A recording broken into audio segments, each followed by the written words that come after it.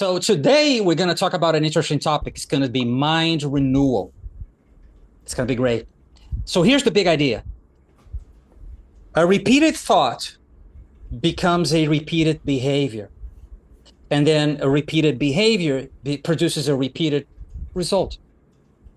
And then the result, you use the result to prove the original thought was true. But we know it's not true. Now, today we're going to break that loop and we're going to start a winning streak. This is today's where the BS is coming to die.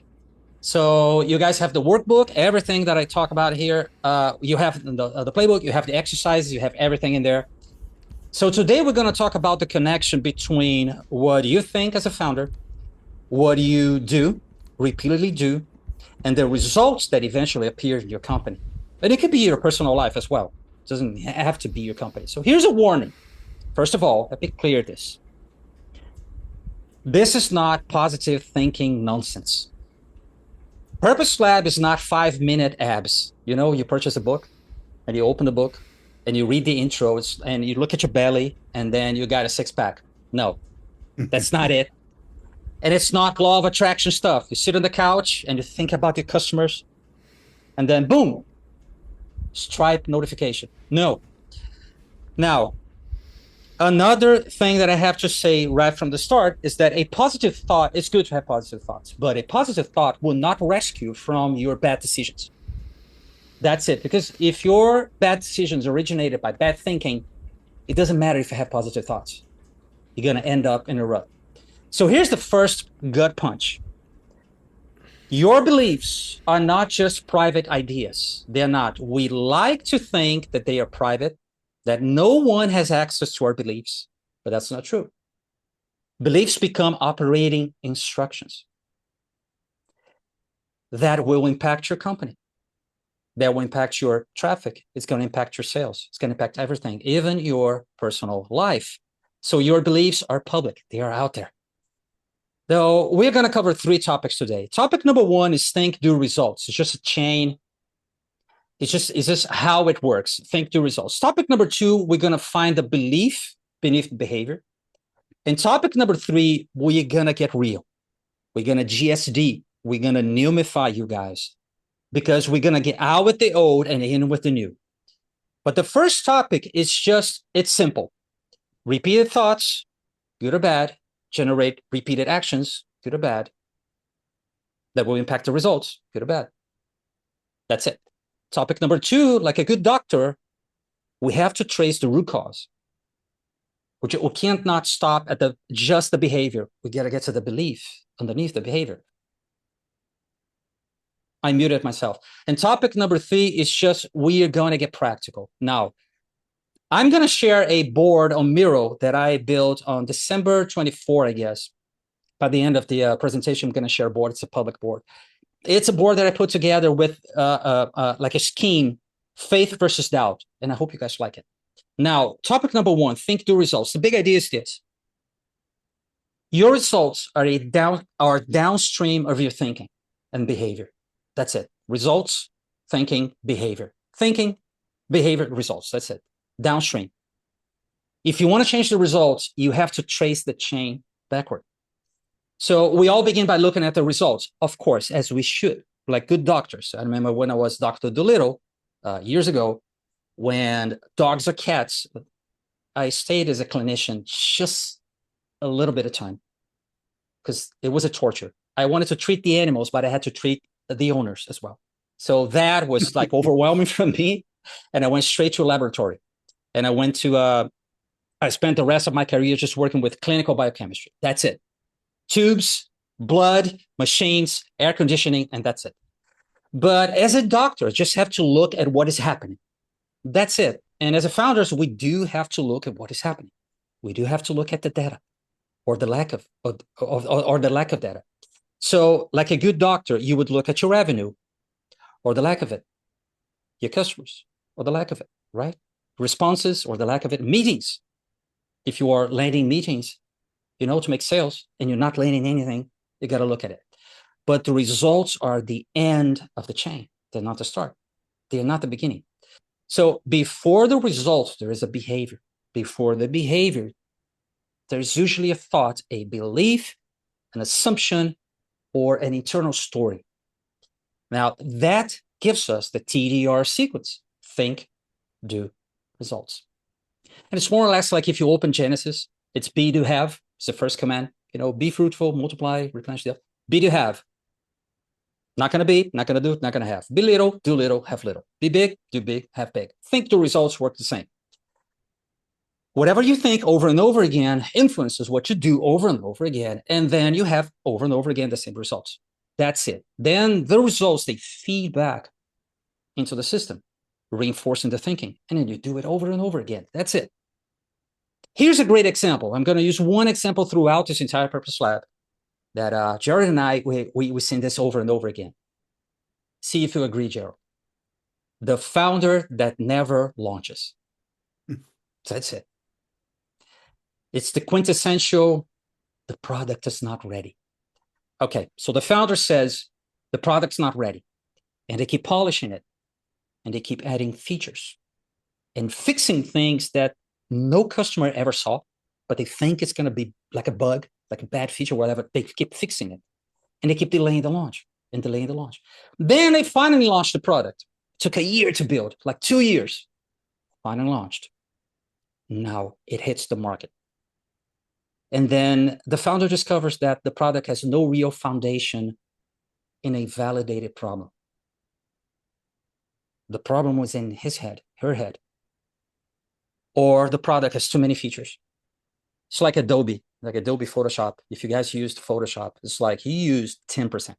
90%, you don't even know what that thing is. It has too many features, too many unnecessary moving parts, and therefore too many bugs. And the market just rejects it. Then the founder says, see, I told you the product was not ready. Okay, here's the key. The founder's perfectionism. I like to say that perfectionism is just fear with a pay raise. So a better name. It's like a better role in the company, but it's just fear. Okay. So the founder's perfectionism created the bad product. And then the bad product becomes proof that the original assumption was correct. That's it. And you keep the loop. That's the bad results loop we want to break today. So for that, we need a mind renewal, because think, do, results. We got to go to the think, right? So we need a mind renewal. And a mind renewal is not just positive thinking.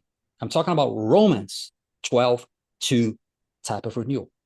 So to renew your mind, you don't repeat something positive while ignoring the reality. That's not how you swap this. That's not how you switch the stuff. First thing you have to do is have to recognize your own BS. Let me be very, very straight here. You recognize that your thought is a false thought, or a fearful thought, or incomplete, or just distorted. Then you replace with the truth. And by the way, throughout this entire lab, I'm going to refer to two types of truth and true: lowercase and uppercase. Lowercase truth, uppercase truth. That's it. Uppercase T, lowercase t. Let's say, for example, you keep repeating that you are bad at sales, or you can say, I'm not good at sales yet. Oh, by the way, the word yet is really powerful. Anytime you plug yet at the end of a phrase, it's a negative phrase, it keeps you thinking like, oh, yeah, I'm getting there. It's good. Just try it. So I'm not good at sales. Okay. Or you can say, I'm not good at sales yet. Right? Or you can repeat that. I know I am bad at pricing. I don't know how to price a product. Or you can say, I don't know how to price my product yet. It's two different. So just because you added one word, it's a totally different phrase. Now, you can either act in agreement with the lie or with the truth. That's it. You choose. Now, by the way, let me teach you something really cool. Check this out. You have to learn how to separate what is true from what is the truth. Let me explain. What is true changes, but the truth never changes. So let's say you go and say, she says, 8 prospects did not respond. True. Or say, I don't know, Antonio, he says, One buyer said the price was too high. Well, it's true. But let's say Eddie. Eddie says, the launch produced only 2 sales. I'm going to say, oh, yeah, true. But is that the truth? What is the truth that we are using? We use our lowercase truth. 8 prospects did not respond, she says. And then she goes, nobody wants the offer. Well, is that the truth? No. Or Eddie, oh, the launch produces just 2 sales. I'm a failure. Oh, is that the truth? Really? Of course not. So let's do something about it. Let's begin auditing this entire stuff. I mean, Purpose Lab is going to be called an auditing lab because we're always auditing stuff here. So here are 3 examples. Oh, by the way, to start auditing the stuff, there are 3 questions. 3 questions. Question number 1, what result keeps repeating? Question number 2, what is the behavior that I keep repeating that leads to that result? And number 3, what beliefs makes the behavior feel reasonable? You see the chain? You have a belief that makes the behavior reasonable, and then the results become real. So we're going to reverse engineer this entire stuff. It's going to be crazy. 3 examples. Number 1, my revenue is inconsistent. Okay, David could say, oh, Gerald, my revenue is inconsistent. You know, and I could go, oh, it's true. Gerald looks at the number, oh, of course, it's true. Or I do not have enough leads. True. I keep rebuilding the offer without selling it. True. All these things are true. But are they the truth? This is what we're going to find. What is a repeated behavior that leads to that same bad result? Here, you got to be honest and very specific. Try your best to name the behavior. Name the devil. Example number 1, my revenue is inconsistent. True. But what is the behavior? And then, I don't know, David says, I'm always working on whatever feels urgent instead of doing revenue generating work. Nailed it. That's a behavior. Oh, by the way, we're not condemning. We're just getting conviction here. It's not condemnation. And I'm going to talk about conviction versus condemnation later. Second example, I do not have enough leads. And then, I don't know, Jonathan Kaufman could say, I don't have enough leads. And Gerald goes, oh, true, you don't have. But what is the behavior that keeps producing those the lack of leads? I'm not doing the demand generation work. Therefore, no traffic. Therefore, no leads. You see the reverse engineering? Third example, I keep rebuilding the offer without selling it. Well, true. What is the behavior? I keep changing the offer instead of putting it in front of the buyers. Now, this is where we disarm the bomb. Check this out. What is the belief? A bad belief. That's a false belief that makes the behavior feel reasonable. That's it. A belief makes a behavior reasonable, and that behavior produces a result. So you reverse engineer. What has to happen for me to get the bad results? A behavior, an action, a habit. What has to happen for me to produce the same behavior over and over again? A belief. That's it. There's something in your head you believe is true, lowercase t, and then you keep doing it. Here's where they get interesting. Check this out. A bad belief is formed when we exchange the truth for our own lowercase t truth. Every time. Every single time. That's how a bad belief is born. Oh, by the way, we are faith-driven, so we can talk about the truth with a capital T, but secular people, they just, oh, there's only my truth. That's okay. And I'm not condemning, I'm not judging. But we can talk about the truth. Okay, here's how it works. The beliefs give instructions. Behaviors follow the instruction, and then results report. This is how it goes. So here's some examples. Rejection means I'm a failure. That's a belief. What is the instruction to the actions? Avoid rejection. So the founder is going to avoid rejection at all costs. Because why? Rejection means I'm a failure. Selling, that's a big one. Selling is manipulation. I don't like salespeople. That's a belief you have, right? What's the instruction to your actions? You avoid selling. It's simple. Okay, the founder that never launches. The product must be perfect. That's it. That's a belief. That's it. It has to be. What is the instruction to your actions? You avoid launching because it's never perfect.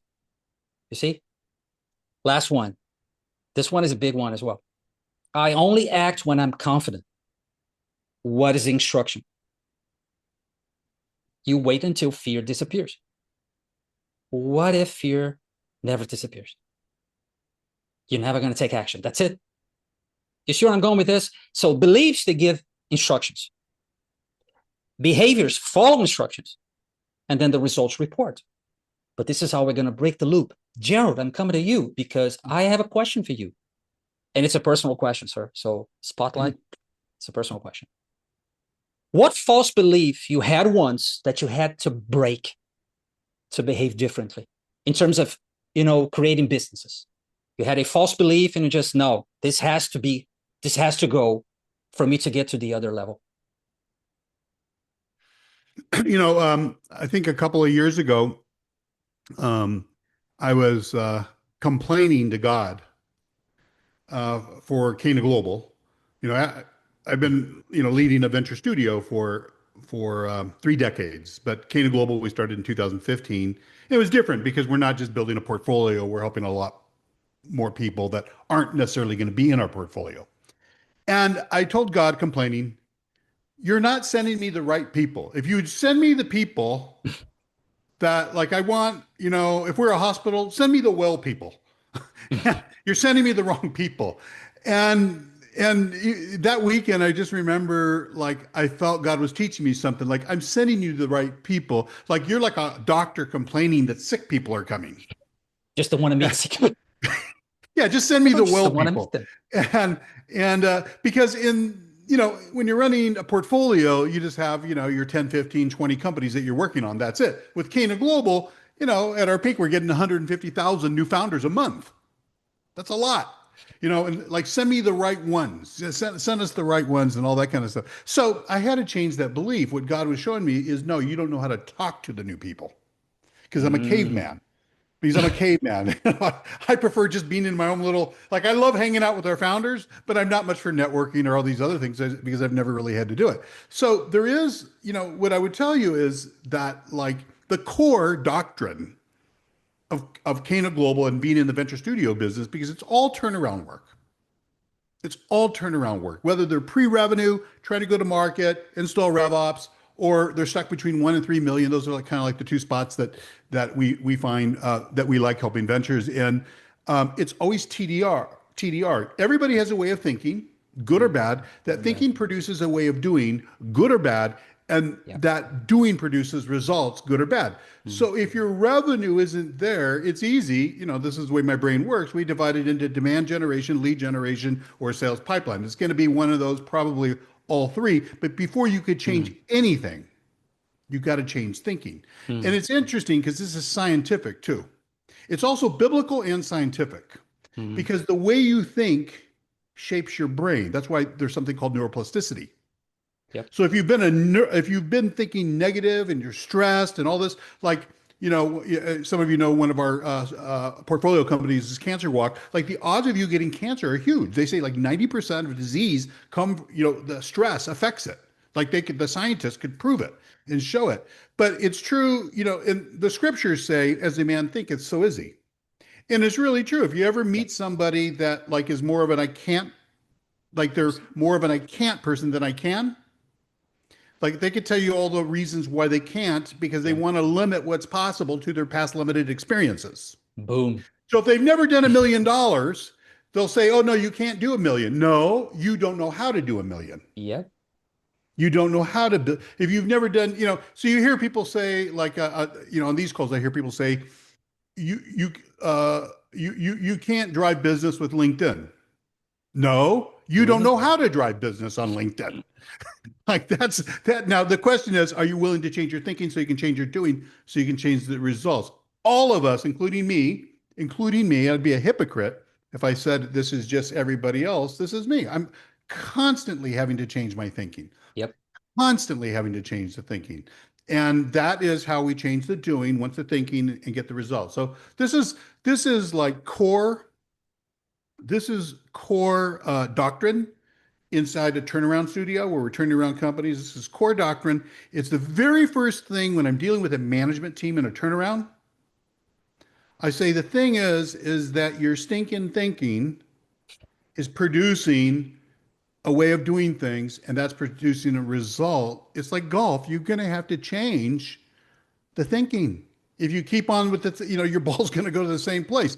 So you cannot double down and defend stinking thinking because, if you, and this is what I think hubris, pride and ego, we double down. And then what is that saying? The dog, what, Christian, you always The say this? returns to the vomit. Yeah. Always. Yeah. It goes back to, they go back to what they were doing. That's And then true. they're so surprised that they have the same results. True. So if you're pre-revenue and you're really struggling to go to market or to have repeatable revenue, or you have some revenue, you can't cross that million mark, which only 7% can. Or if you cross the million mark and you're trying to get to the 10 million mark, which only 1% could do, but you find yourself stuck between 1 and 3 million, welcome. That's where most people get stuck.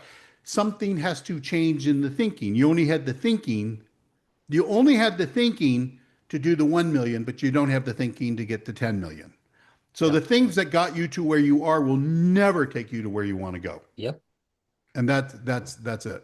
That's great. That's great. Thanks a lot. Look, we are going to get to topic 2. And for that, stinking thinking. Yes, Christopher.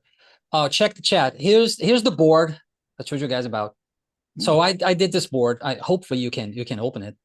It's because we're going to talk about beliefs. Here's it. The simple idea is this: the belief shapes everything, good or bad. That's it. And the board takes you to it's like a workflow how this thing works and how you can turn around doubt into faith. That's it. It's a very good board. Now, the big idea is that now this topic number 2, the big idea is this: we have to find the false belief, your lowercase t truth beneath the behavior.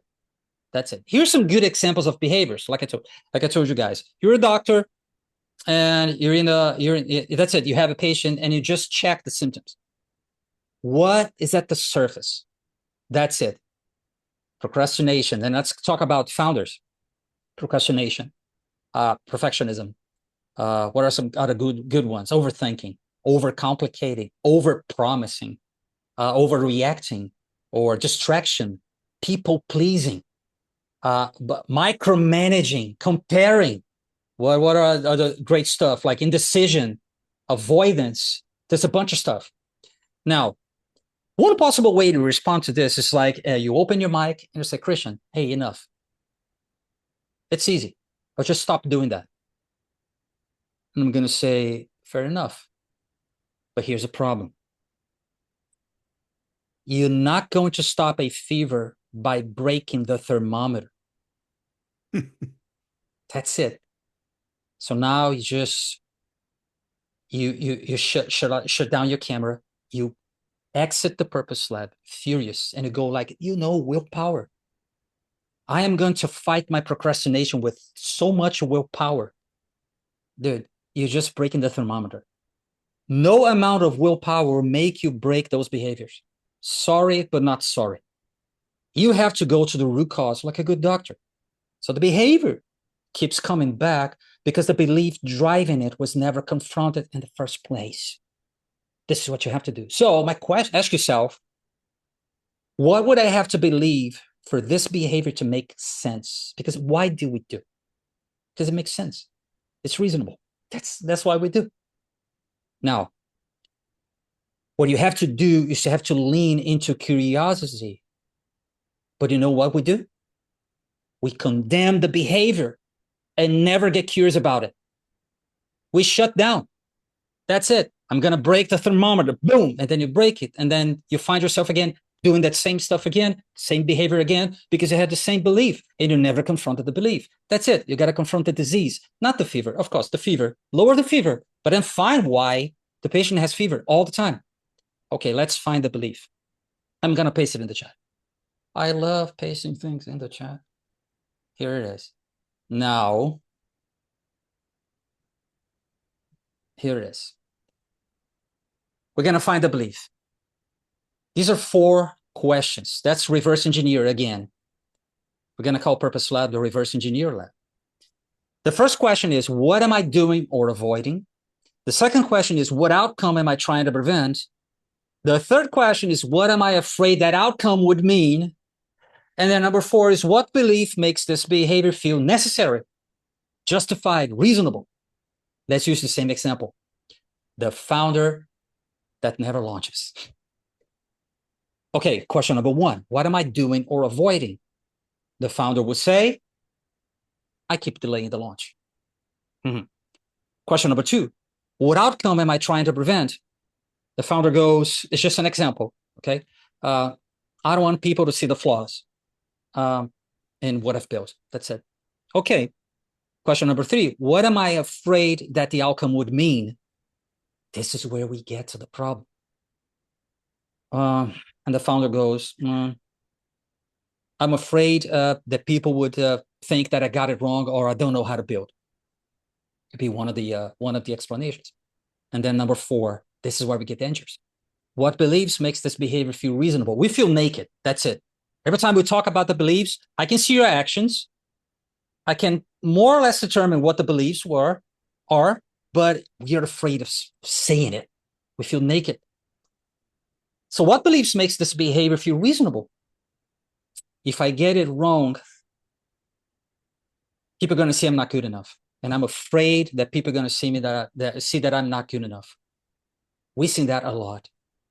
Okay, that it is. Behavior, that's the thermometer with fever. I keep delaying the launch. What is the outcome that the founder is avoiding? People seeing the product's flaws. We don't like it. What would that mean? I don't know how to build. What's the underlying belief, which is lowercase t truth, the BS? I'm not good enough, or I'm not cut out for this, or I always fail. Everything I try fails. That's how you reverse engineer chain, the entire chain. So let's go now full 2 Corinthians 10:5. Check this out. Paul says, not Paul Chupa, the Apostle Paul says, we demolish arguments and every pretension that sets itself up against the knowledge of God, and we take captive every thought to make it obedient to Christ. That's such a good verse. We take captive every single thought. So what that means is that we don't allow every thought just to walk in our minds, just buy the most expensive desk, open an office, hire employees, and start running the company within our heads. No, we don't do that. The thought comes in, we examine it, we open it. Is it based on God's truth? Is it producing, and you're going to see the board, you're going to like the board. Is it producing courage, expectation, faithfulness, and power? Or fear, avoidance, discouragement, and powerlessness? Check the mirror board. So the goal here, guys, is conviction. It's not condemnation.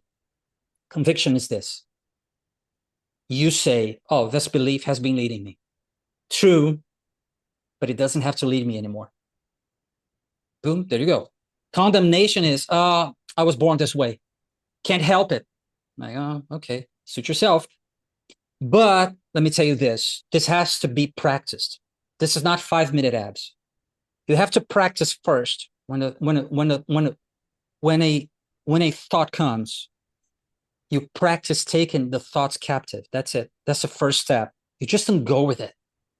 Especially a false belief, because it has been on your system, in your system, just over and over again for years and years and years. That thing has roots. It's like old wine. It tastes so good. Yeah, but the hangover is just terrible. So you practice first taking the thoughts captive. Then you open it up, examine, and then you compare BS versus the truth. And then what do you do? Replace. That's all you have to do. That's how you start a new behavior. That is going to change the outcome. Now, Gerald, let me ask you this. What is the most common false belief that a founder has underneath his startup failure that you've seen in your experience? What's the most common false belief you've seen? I hear a lot from founders that say, I just don't like to sell, or I'm no good at sales. Because, so many of the founders I deal with are tech founders. And my immediate correction is, no, you don't like to solve. Mm, Because if you knew anything about sales, when you solve, you interesting. never have to sell. Like if you solve, you never have to sell. If I'm doing root canals, like and you guys have a bunch of bad teeth and you're in pain, I do not have to convince you of anything. I just have to remove the pain. But to take this, when you were talking about this, what I was thinking about was when I was, I'm 65, and when I was a boy, raised in East LA, so it was Mexican, or as they say now, Latinx, Oh my God. which no Mexican would ever say. I'll just tell you that. Latinx. But we were, poor, and but I had all these desires inside of me. Like I wanted to run a company as a little boy, like everybody else was playing with matchboxes. And Mm, we had this old desk in a room, and I used to sit back there and pretend I'm running companies. And but the belief was, no, you can't. Look at where you're from. And if I ever shared any of that kind of stuff, like, I'd be like Joseph sharing the dreams, right? You end up in a hole. And but it was actually a rich dude that I went to school with this kid at a Christian school, Mr. Gimmel, rich lawyer back then. And he changed my belief because I had this belief that look, just settle for who you are. You're a poor Mexican guy living in East LA. If you work hard, maybe you can become like a supervisor at the factory. That was just the height of everybody's beliefs, at least in the neighborhood I grew up in. But he changed that with me. And he says, no, he says, here's what you're, and he wasn't like an overly religious guy at all. He was just a super successful guy, but he believed in God. So he's really credible. I think if a pastor had told me this, I don't think I would have believed the pastor. But this business guy told me this, and so mm, I believed him. And he said, you're going to find out, or you can find out, that God actually has a plan for you, and that there's nothing that could stop that plan except you if you decide not to participate in it. So mm, discover what your calling is in your assignments over the seasons. And it was so weird, Christian, because there was a freedom, and it's why I believe entrepreneurship is the new American dream from anywhere in the world.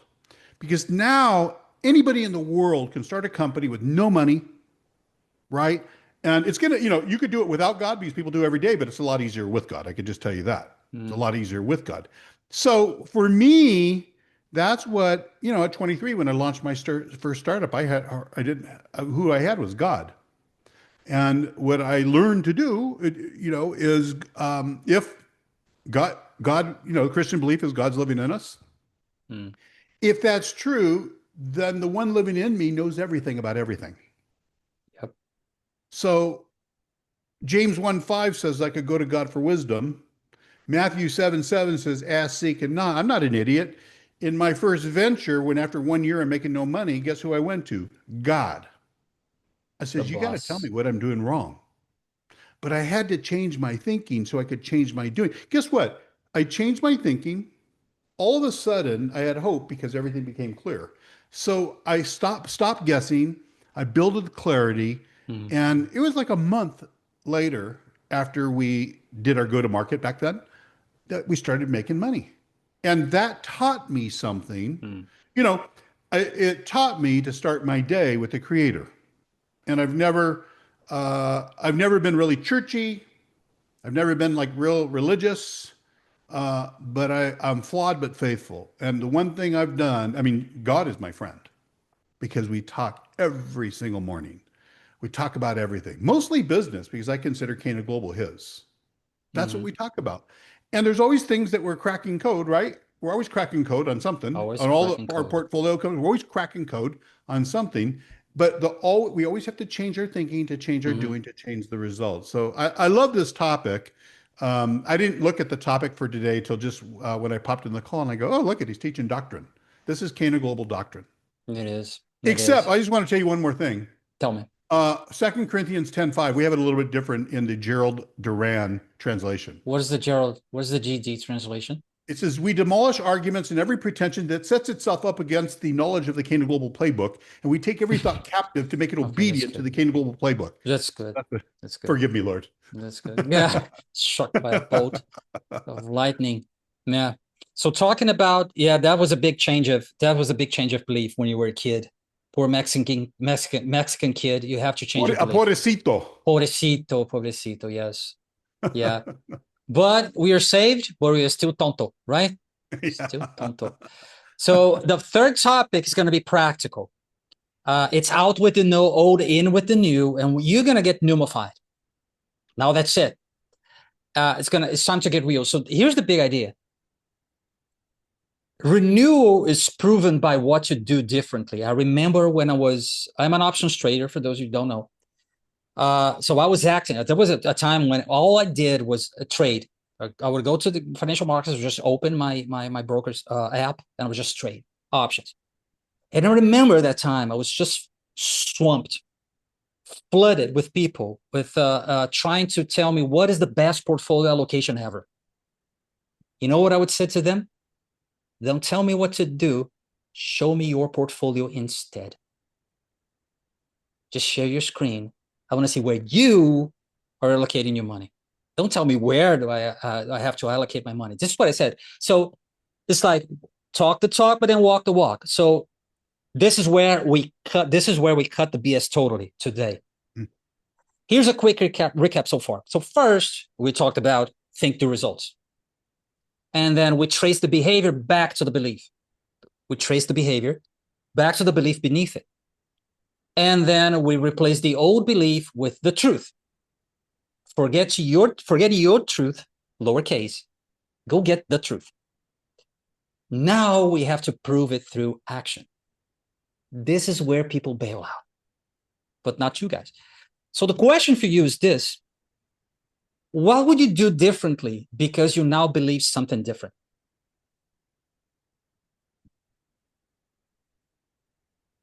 Crickets. Okay. Ship it. I would ship it. No, see? Ship it. Ship it. You could be the founder from the example, like the founder that never launches. No, ship it. That's it. If you believe different, you change your belief. So I'm going to use you as an example here. That's it.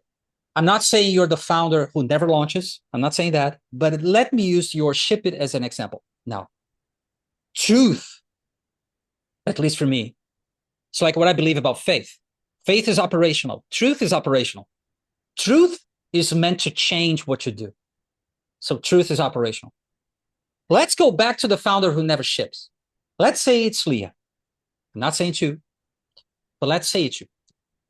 So the old belief that Leah had was, oh, if I get it wrong, it proves I'm not good enough. I'm not cut out for this. I should go and seek something else. I don't know, go back to the corporate life, whatever. What would be the renewed truth for Leah? And I mean, capital T. Okay. I don't need to get it perfect. But what I need is to get this thing into the hands of real customers and then learn as fast as I can and then ship a new iteration as fast as I can. That's an upward cycle. Now the question is simple.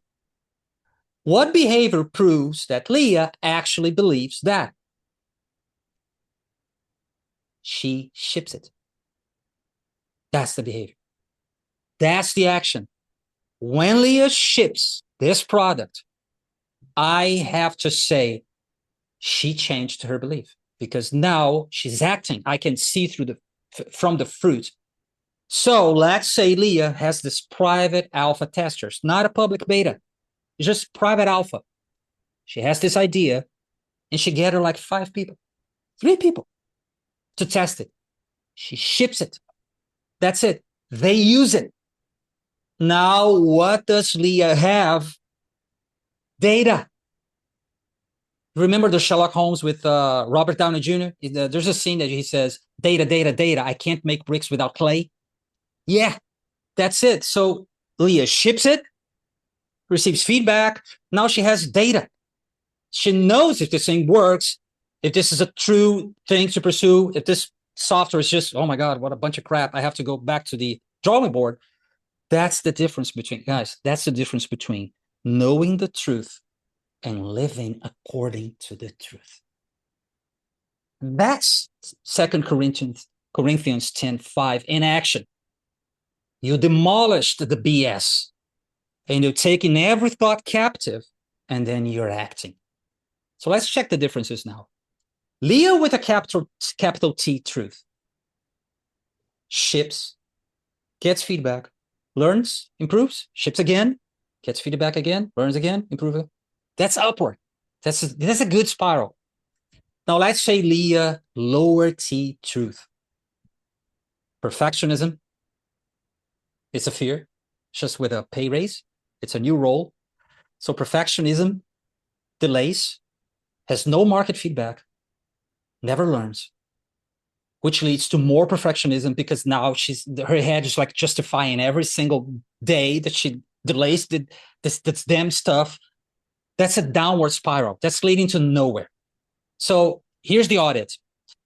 You're going to find it in the playbook and the workbook. And this is where we bring everything together. All these things we've been saying so far. Once you go through the audit, you're going to leave with 5 clear statements. Here's the statement. Statement number 1, the repeating result. The question is, you're going to find this in the workbook. What result do I keep producing? In Leah's case, just using you as an example, Leah, I keep delaying the launch. That's it. You have to, don't identify what is true, but not assume it is the truth. What is true for Leah? I keep delaying the launch. That's it. But don't assume that's the truth. Okay. So what result do I keep producing?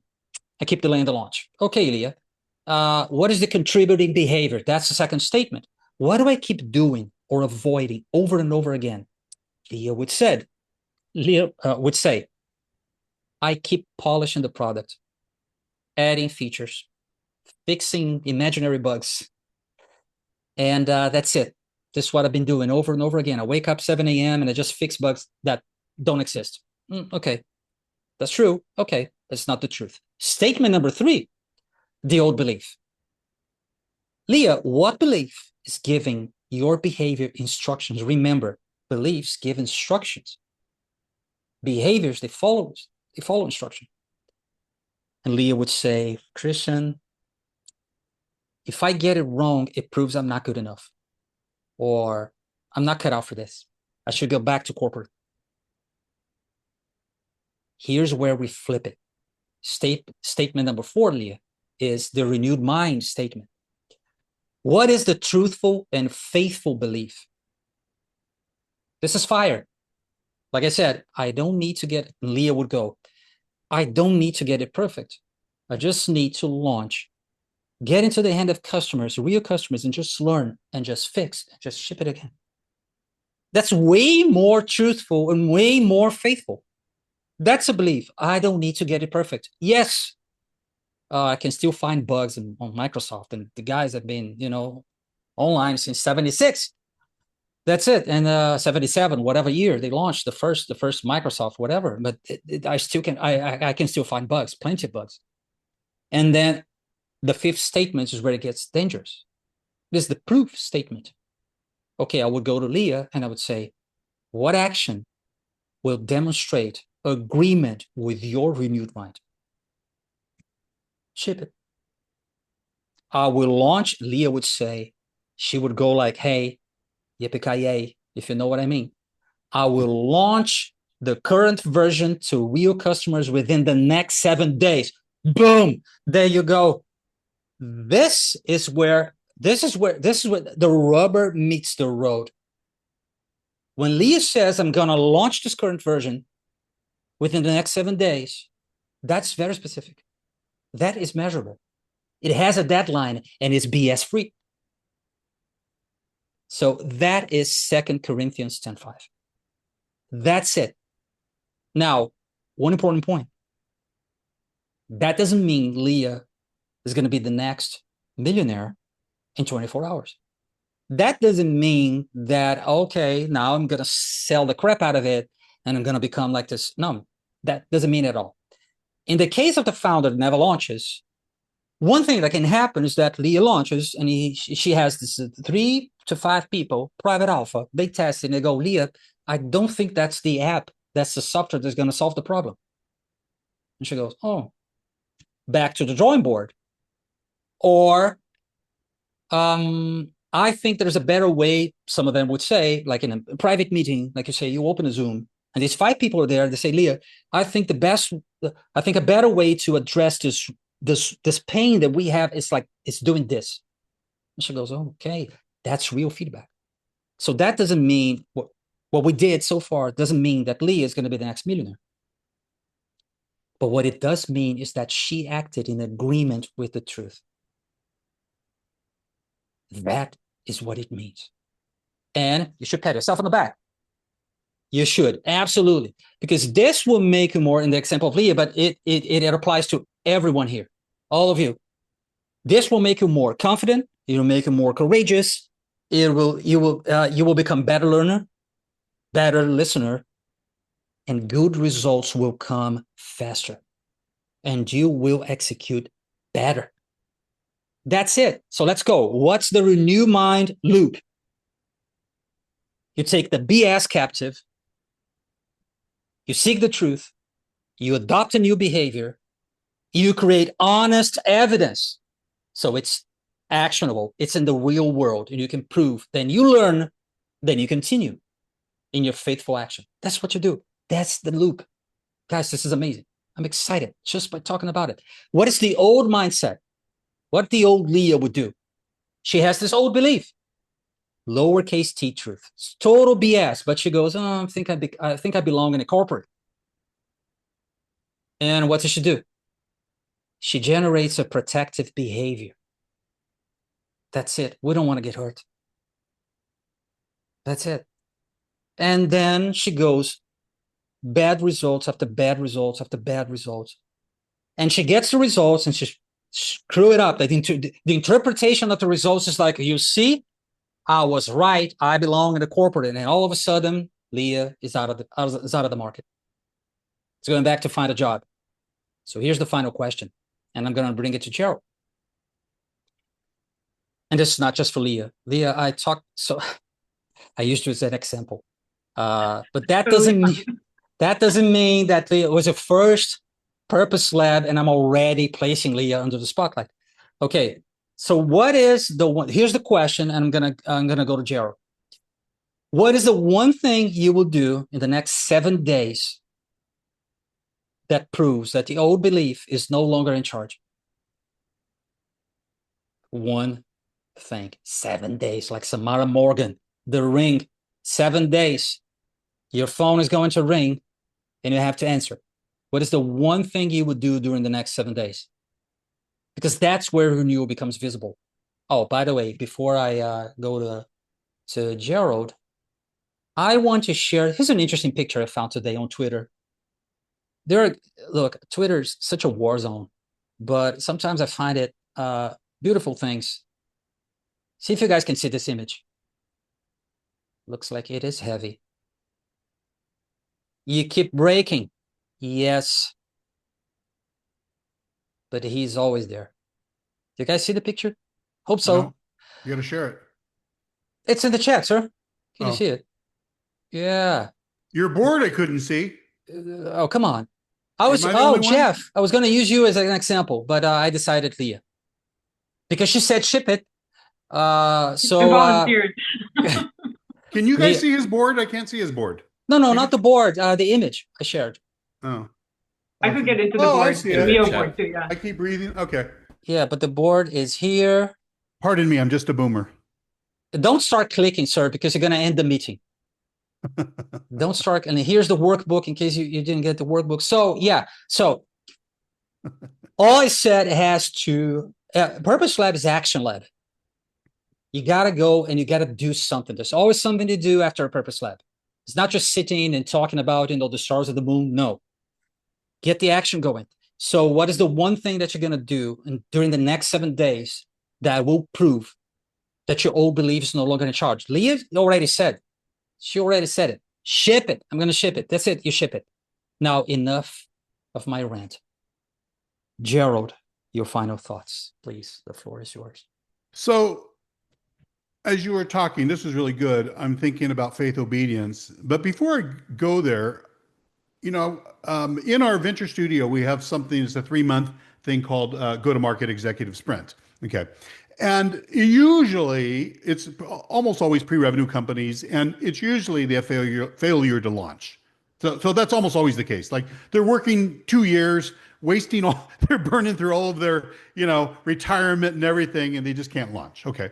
So, and usually, maybe they've gone through playbook or something like that, and then they roll over and they're in this 3-month thing. The reason why we do, and Jeff Kaufman's in it right now, so he knows the experience. Yeah. In go-to-market executive sprint or execution sprint, sorry, I say hold my beer. Or Cana, so I hold my wine, and I don't wait for the founder to change their thinking. I'm driving, and that's why we move fast, because I don't make any time for the founder's thinking. I already know what to do, and that's what the whole thing. It's why, like in our long-term venture studio, I run the show. Like I'm not waiting to change the mind of a founder in there. That'll take forever. And if there's 2 founders, if they're co-founders, it's worse, because anything with more than one head is a monster, And so I don't. But it starts with thinking. I know what to do. It's rinse, repeat for me. So I do it because my thinking's clear. So we set us. But that's why that works so well. Now, what I was thinking is hope is different than faith. Hope sees. Faith takes. So today you might exit this thing going, you have great hope. Okay, I'm going to change my TDR. Hope sees, but it doesn't take. Faith takes. And it's really faith obedience, because the scriptures say faith without works is dead. So if you're just believing, but there's no action, No. It's not even real faith, because like you always say, faith is operational. Don't tell me what you believe and then you don't do it. That's just BS. So and I remember I was out in Chicago, one of our portfolio, the group, they're Orthodox Jews. And I was with their leadership team and I was explaining this concept. And they go, oh, no. You Christians didn't invent this. The Jews did. And they proceeded to tell me, there's one of the guys, like second in command at the temple there, really smart guy, Zev. And he says, when you go to the scriptures, you get wisdom. We say it, I'm going to mispronounce it, hakma. When you lean into the Holy Spirit, and the scriptures is like a male voice. It's like dad saying, this is what you do. It's like a correction. When you lean into the Holy Spirit, you get understanding. The first one's called Hakma. The second one's called Bina, B-I-N-A. Bina. That is, it's almost like a motherly voice. Like, yeah, dad says, let me tell you what he means. It's very soothing. It's the comforter, the Holy Spirit. And the Holy Spirit is giving you understanding. And then the do comes in with the last thing. You get wisdom, you get understanding with something, it's D-A-T. When you have that, you have knowledge. So wisdom, understanding, and knowledge. When you have knowledge, you have know-how. That's action. Yeah. You take the action. And that is think, do, results. I remember that day I was in Chicago and I went, oh my God, the think, do, results, like we knew there was some scriptures that apply, but our Jewish friends are telling us, no, this has been around from the beginning of time, and it's an old Jewish concept. It's an old Jewish concept. And so I love it because you've got to ship it, which means if faith without works is dead. So for me, it means faith obedience. You're not going to have the result if you have faith, but you don't have the obedience. And anytime I see a covenant promise in the scriptures, I say, okay, I see the promise, God. What's the obedience that has to go with it? So, for instance, Mark 11, 20, 22, 23, 24, when you pray, this is where you can speak to the mountain and it has to move. When you pray, pray, believe, and you have received it. That scripture, that one. The caveat is, but if you hold anything against anybody, this is Gerald translation, paraphrase. If you're mad at somebody, if you haven't forgiven somebody, you have to forgive them first. It's a very, that is, so you have faith, but then you got to take the action. And I found that this really is true, like with everything entrepreneurial when we're doing playbook. It's a belief plus the action. It's a think plus a do. If you don't have the think and do, you never get the result. Or actually, you get a result, just not the one you want. It's the dog returns his vomit. So that's my 2 cents with that. It's like faith, obedience. The whole time you were talking, I'm just writing down on my little paper here, faith, obedience, faith, obedience, faith, obedience, because it's so true. Think, do, results doesn't work without faith, obedience. Yeah. And you know what's interesting? Sometimes we get things, the starting point is a belief, but sometimes we get the end. We get the founder from the end to fix the beginning. So let's say we're working with Jeff, and let's say he has a false belief, but because we're taking action and we're pushing this thing and we are leading, he has to change the belief, but it's through the action. So it's interesting because this thing comes full circle. That's it. You have to act, and then what? Jeff has to act in faith. It's like, okay, I have to change my belief. Okay, this is gonna lead me to a better place. And then we say, Jeff, we need this from you. And he goes, I have to do it. Then that's it. He does it. But for him to do the thing, he has to change the belief, which is crazy. Because sometimes you have to go through the action to change what is wrong in the first place. Yeah. You know what's so interesting with this, with the Jeff here, since we got the spotlight on him. Yeah. Here's a guy that has run. How long did you run your construction company? Oh, I had my business for about 5-6 years. Okay. So he's been in construction a long time. He's building very high-end homes. Oh, I've been in construction since I was 14. Construction. Yeah. So how many years? Yeah. I've been building for 38 years. Okay. So that's what I thought. So he's been, building very high-end houses for a lot of tech people in the Napa Valley area, just all over. And his revenue exceeded what the 1% could do. So here's a guy that's built something that exceeds what only 1% of founders could do. But now he decided to be a tech founder, and he's building software for that industry. But the thing that brought you all the success in being a general contractor doesn't really just like automatically work in this new thing at all. And that is, the thing that gets us there never takes us to the new thing. And that's one of the hardest things, I think. And so you totally have to change your thinking, to change your doing, to change, your results. But it's very interesting because it's not like he's, still in his entrepreneurial diapers. He's been doing this for 30 something years, and he's hit revenue numbers that only 1% of all entrepreneurs could hit. And then he has this bright idea of creating a software company, and, sells his wife on the deal. And, it's like, oh crap, it doesn't, it just,